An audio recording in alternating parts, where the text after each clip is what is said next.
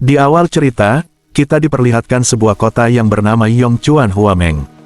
Di suatu rumah, terlihat seseorang yang tangannya terikat, dan leher tergantung di atas dinding itu. Dan diperlihatkan kita ke masa lalu orang tersebut, yang sedang berperang melawan sekelompok orang di daerah tersebut. Kemudian, dia pun membantai mereka semua. Sampai dia menghabisi semua orang, wanita sampai anak-anak pun dihabisinya. Terlihat tumpukan mayat yang telah dia habisi dan ditancapkannya sebuah bendera, tanda semaut telah berakhir. Lalu, dia pun menghampiri ke ibu tersebut, yang menggendong anak di pangkuannya, lalu menghabisinya juga. Sesaat setelah, itu dia pun tersentak lalu terbangun. Dia pun mengerahkan tenaga dan menendang atap untuk melepaskan tali yang menjerat lehernya. Setelah terjatuh, dia pun batuk sejenak dan berdiam diri. Sejenak kita diperlihatkan ada obat dan suntikan di tempat tersebut. Dia pun bergumam, sudah tidak bergunanya aku, bahkan untuk mati pun tidak bisa. Di suatu kota yang tidak diketahui, ada pengumuman atau berita yang menyatakan bahwa ada makhluk aneh bermunculan berkeliaran di jalan, sementara kebakaran terjadi sampai sekarang. Kota ini sepenuhnya tidak berfungsi, dan semua warga saat ini sedang panik. Polisi sedang mencari apa penyebab kejadian tersebut, dan pemerintah berharap semua warga dapat menemukan tempat perlindungan dengan cepat. Mereka juga berjanji bahwa mereka akan melakukan segalanya dengan kekuatan mereka dan melindungi kehidupan dan properti warga. Begitu pengumuman berita tersebut. Sementara itu di mall, terlihat MC kita yang sedang membeli minuman. Terdengar kegaduhan dan orang-orang berlarian, lalu seseorang berteriak, "Selamatkan aku!" Dan yang lainnya meminta cepat berlari. Sementara itu, MC kita heran, melihat di depannya orang-orang sedang berlarian. Bahkan ada yang terjatuh. Dia pun melihat, orang-orang tersebut dikejar oleh makhluk yang membawa pisau, sambil menerjang seseorang yang telah terjatuh. Lalu, ada seseorang berlari ke arahnya, sambil berteriak, "Seseorang tolong selamatkan aku!" Di atas mayat, terlihat kaki dan diperlihatkan kita, sosok 3 goblin, dan yang satu sedang memakan tangan seseorang. MC kita pun tersentak, melihat goblin tersebut, lalu dia berkata, "Apa semua ini? Apakah ini hanya halusinasi dari obat yang aku minum kemarin?" Sebelum memahami situasinya, ketiga goblin pun berlari ke arah MC kita. Sambil terkekeh-kekeh dan satu goblin menerjang sambil membawa pisau. Sebelum mengenai MC kita, langsung memberi tendangan di wajah goblin tersebut, sampai beberapa giginya rontok dan menghantam kedua rekannya. Kedua goblin tersebut melihat MC kita yang telah menjatuhkan rekannya, dan MC kita pun bergumam, "Aku sekarang ingat, aku tidak minum obat apapun kemarin, sebagai gantinya, aku melangkah untuk menggantungkan diri, bundir." Dalam hal apapun, hal yang menjijikan ini. Sebelum tahu situasinya, tiba-tiba 2 goblin berlari dan bersiap memukul MC kita. Ditambah 2 lagi dari belakang untuk mengeroyok dengan senjata. MC kita hanya melemparkan air minumnya, dan merebut senjata yang ada di belakang, lalu memukulnya dengan keras. Tersisa di depan, saat goblin itu mengayunkan tongkatnya, untuk menyerang MC kita, dengan refleks, menghindar dan berbicara ke goblin tersebut. "Apa yang sedang kamu lakukan?" Kemudian, dia bergumam di dalam hati, "Sepertinya aku sedang bermimpi," sambil mengayunkan tongkat ke wajah goblin itu, dan goblin itu berusaha merebut tongkat. Lalu, dengan segenap kekuatannya, dia berusaha untuk membanting goblin itu sampai ke tanah. Dan terlihat, di tanah goblin itu mengeluarkan cairan merah, sambil menahan rasa sakit. Tanpa menunggu goblin tersebut bangkit, dia memukul semua goblin tersebut, dengan tongkat dan menginjaknya. Setelah membawa pisau di tangan, dia mengayunkan pisau ke goblin. Lalu berkata, "Aku sudah memikirkan cara untuk bundir untuk waktu yang lama sekarang. Tetapi, aku tidak ingin mati di tempat sampah seperti ini," ucapnya sambil menusuk-menusuk goblin tersebut. Dia pun berdiri dan membelakangi goblin tersebut, yang sudah meninggal semua. Kemudian, diperlihatkan MC kita dengan barang-barang yang sudah berserakan setelah peristiwa tersebut. Narasi berkata, kiamat tiba-tiba datang untuk dunia ini. Berpindah ke tempat lain, kita diperlihatkan seseorang yang memegang sebuah tongkat baseball, sedang mengusir mundur beberapa goblin. Sambil berteriak, dia berkata, "Pergi dariku." Di dalam hatinya dia bergumam, "Sialan. Papaan ini." Kemudian, makhluk itu pun meraung.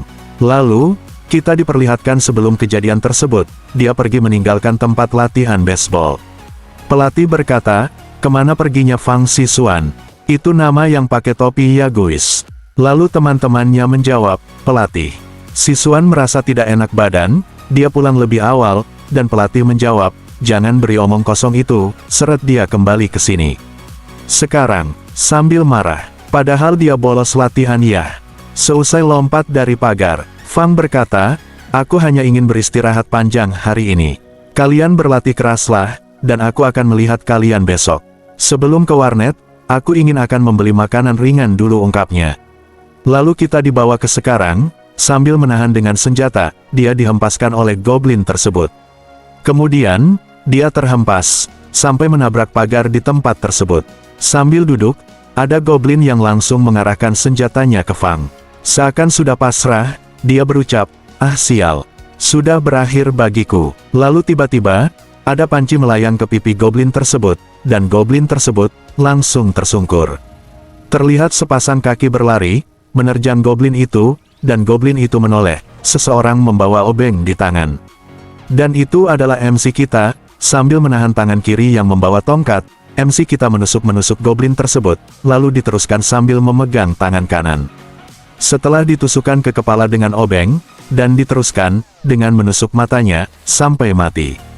Setelah tersisa 2 goblin, di hadapannya yang masih duduk, dia berlari, dan dengan obeng itu, dia membereskan sisanya. MC kita berdiri dan dia berkata, ke Fang, hai nak, jika ingin hidup, ikuti aku. Sementara itu, Fang pun bertanya-tanya. MC kita menegaskan bicara, namun, kamu harus mengikuti perintah atau omonganku, ucapnya. Lalu, Fang pun menjawab, sambil kaget berkata, hah, baik. Tak lama, terdengar suara kencang Oman. Kedua orang tersebut tersentak kaget. MC kita berlari ke arah suara tersebut, dan Fang pun berucap, tunggu aku. Kenapa dia pergi duluan? Ucap Fang sambil membawa bat, dan dia bergumam di dalam hatinya, sialan. Ya ini lebih baik daripada tidak sama sekali. Setelah tiba di arah suara tersebut, Fang yang tiba menyusul, bilang ke MC kita, kenapa kau meninggalkanku? MC kita hanya diam. Kemudian, diperlihatkan kita, di depan sosok goblin yang sangat tinggi, dan besar, sambil membawa tangan yang telah ia bunuh. Lalu monster itu, menatap seseorang, yang membawa raket, yang sedang ketakutan melihatnya. Orang itu berkata, kau monster, menjauh dariku. Sambil menangis, ketakutan mengayunkan raket tersebut. Di belakang, ada seorang ibu dan anaknya, yang menangis ketakutan, entah keluarganya, atau hanya ingin melindunginya. Fang pun berkata, apa-apaan itu, sambil berkeringat dingin, dan MC kita, hanya diam saja. MC kita pun berlari, mengarah ke monster itu, sambil membawa bat yang dibawa Fang. Raket patah, setelah memukulkan ke arah monster, dan terlihat, monster itu baik-baik saja. Setelah itu, sang monster bersiap, melayangkan pukulan terhadap pria tersebut, sambil meraung. Sesaat, sebelum MC kita berlari cepat, sebelum monster mengenai pria tersebut. Kedua mata itu saling menatap satu sama lain. MC kita melayangkan batnya ke arah atas, dan ke bawah, membuat monster itu terkena telak. Kemudian, mengencangkan tangannya lagi, sambil mengayunkan batnya, ke rahang kanan monster tersebut. Setelah itu, MC kita berucap, ini mundur, rasanya, seperti aku baru saja mengayunkan kelelawar, menjadi batu besar, maksudnya keras, ucapnya. Lalu masih dalam lamunan, monster itu mencengkram bat yang dipegangnya. Kemudian, menghancurkan bat tersebut dengan tangannya, sampai-sampai berbunyi.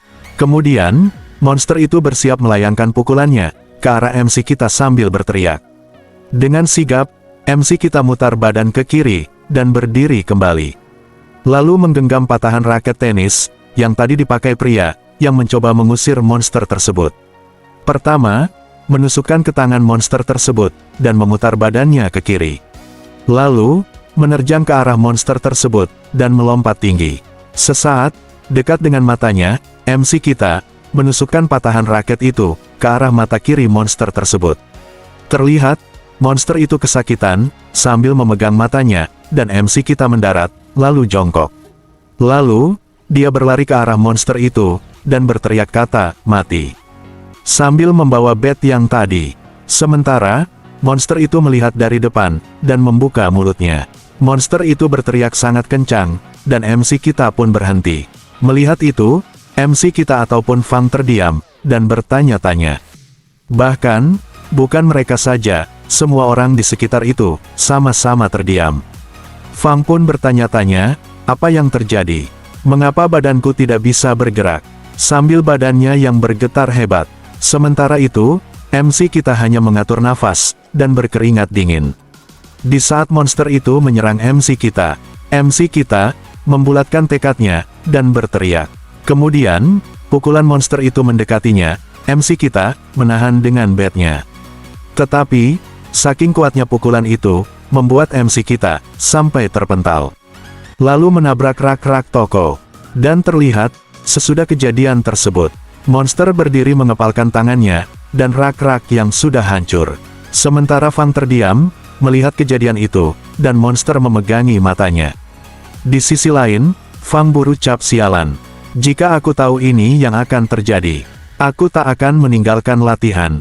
Fang pun berucap, heran ini tidak mungkin. Sambil berkeringat dingin, di depan monster itu, Fang berteriak, sialan.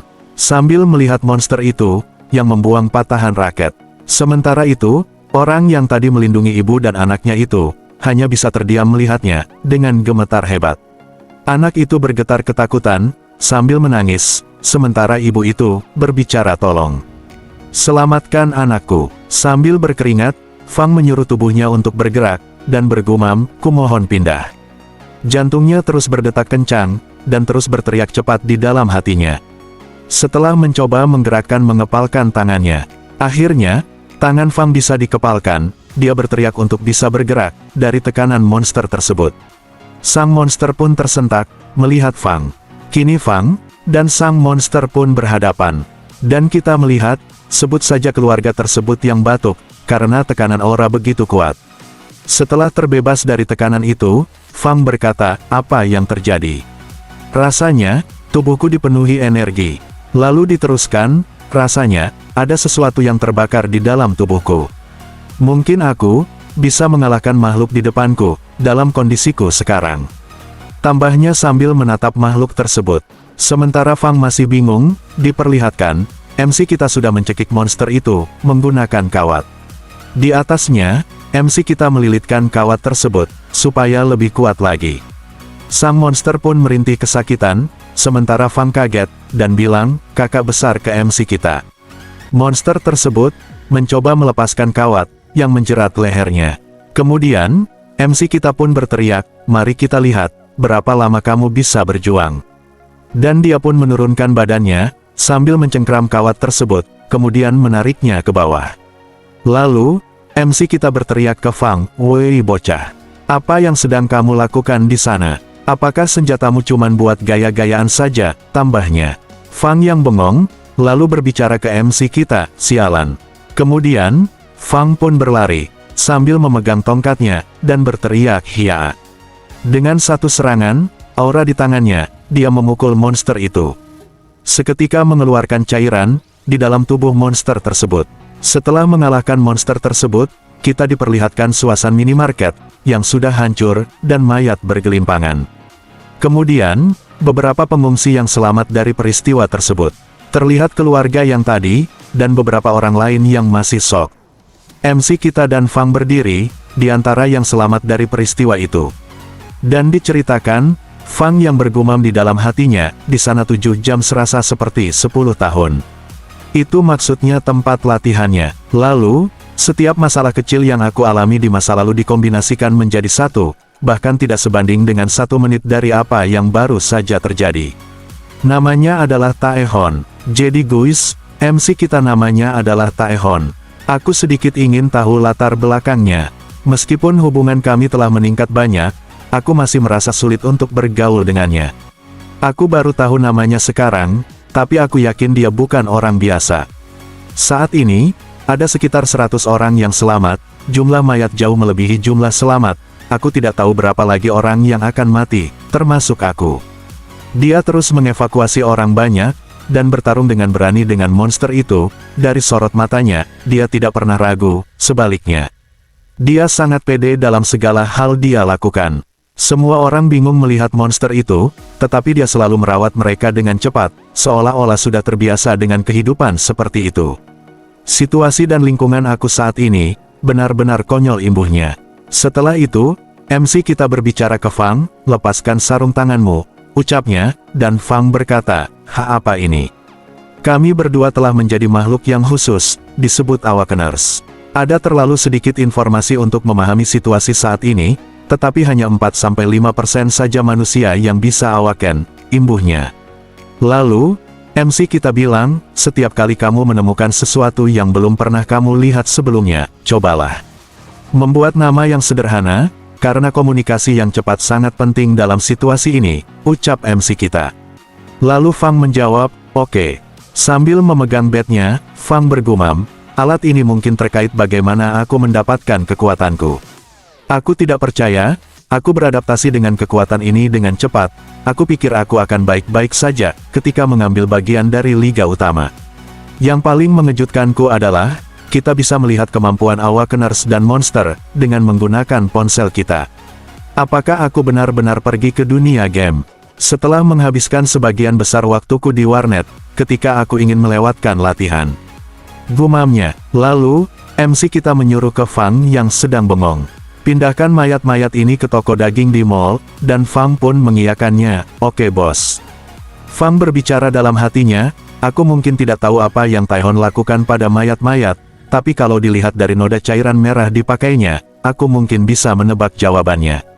Pria yang disukai ini, tidak bisa lagi disebut manusia. Membagikan semua informasi yang ia kumpulkan kepada kita semua. Meskipun semua orang gelisah, mereka tidak punya pilihan, selain percaya pada pria di depan mereka. Ini bukan karena dia, sebagian manusia telah terbunuh oleh monster-monster itu. Baru saja Taihon memberi pelajaran kepada 3 begundal yang berusaha membuat keributan, tindakan ini semakin dipercayanya dari orang-orang. Saat ini pukul 10.33, aku akan menjelaskan situasi kita sekarang. Lalu, seorang wanita berbicara ke MC kita, aku ingin tahu satu hal, mengapa kamu memberi kami laporan ini? Dan, pola apa ada di telapak tanganku? Tambah wanita itu. Fang pun teringat, oh, dia wanita yang terlihat melawan bajigur tadi. MC kita pun berucap, jika kamu ingin bertahan di dunia kalau ini, kamu tidak ada pilihan selain menjadi manusia egois. Namun aku sudah memberitahu kalian semua yang aku tahu tentang polanya. Karena aku pikir, menyembunyikan temuanku ini, tidak ada gunanya. Kalian bisa membayarku dengan magical orb monster. Tambahnya, lalu, wanita itu bertanis ke Fang, magical orb. Kemudian, Fang pun menjawab, aku memberi nama itu, karena bos mengatakan lebih mudah berkomunikasi. Lalu dijelaskan, ini sebenarnya adalah jenis batu yang ditemukan di tubuh monster. Menurutnya, semua orang dapat melihat kemampuan mereka, dan mendapat kekuatan khusus di ponsel mereka. MC kita berkata, kami tidak bisa tinggal di tempat ini lebih lama lagi. Kemudian wanita itu bertanya, mengapa? Ada cukup makanan di sini selama beberapa hari lagi. Sistem satu saya belum runtuh, dan tindakan kamu, memberi harapan semua orang di sini. Tim penyelamat mungkin sedang dalam perjalanan sekarang, ucap wanita tersebut. Lalu, MC kita menjawab, tempat ini hanya tempat tinggal sementara, karena tidak aman untuk tinggal di sini secara permanen. Kami tidak dapat berharap untuk setiap tim penyelamat yang akan datang, karena aku tidak berpikir dunia luar lebih aman. Tambah MC kita. Kemudian, wanita itu bertanya kembali, bagaimana kamu tahu lingkungan eksternal, ketika kamu baru saja ke bawah tanah mall ini? Sudah 6 jam dan aku tidak melihat siapapun termasuk tim penyelamat memasuki mall, atau mungkin, mereka tidak bisa masuk. Jawab MC kita, semua perangkat komunikasi terganggu, kita harus meninggalkan tempat ini, kita dapat sementara waktu menginap di stasiun api terdekat. Ucap MC kita, dan wanita itu, sambil menyilangkan tangannya berkata, makhluk dua akan muncul tiba-tiba, aku bertemu mereka di tempat lain. Jika mereka masuk melalui pintu masuk, mereka seharusnya menemukan masalah sekarang, jadi kita harus pergi ke tempat saat ini. Kata MC kita, dengan teriak wanita itu berkata, semua orang sangat lelah sekarang. Tidak bisakah kamu melihat ada banyak manula dan pasien di sini? Tanyanya, sang MC pun merasakan pergerakan di pintu masuk, dan melihat ke arah pintu tersebut. Lalu dia berteriak, menjauh dari pintu masuk itu. Kepada orang-orang tersebut, boom, dan pintu pun hancur seketika, dan orang-orang pun terhempas.